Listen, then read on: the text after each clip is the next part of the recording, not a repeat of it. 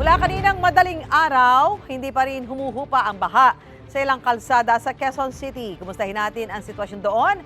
Sa unang balita live ni James Agustin. James?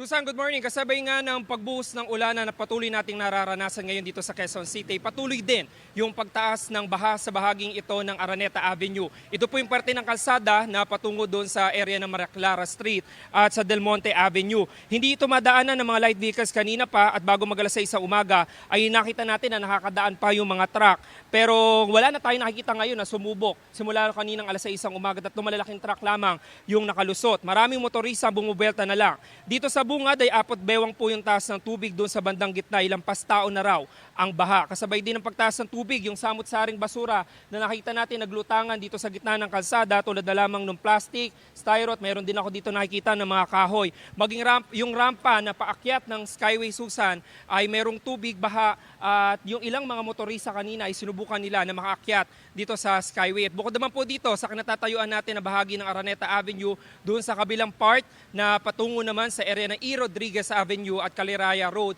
ay hindi rin passable sa light vehicles dahil sa taas ng tubig.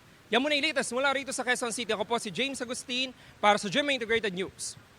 Mga kapuso, para una ka sa mga balita, mag-subscribe sa GMA Integrated News sa YouTube. Sa mga kapuso abroad, subaybayan niyo po kami sa GMA Pinoy TV at sa www.gmanews.tv.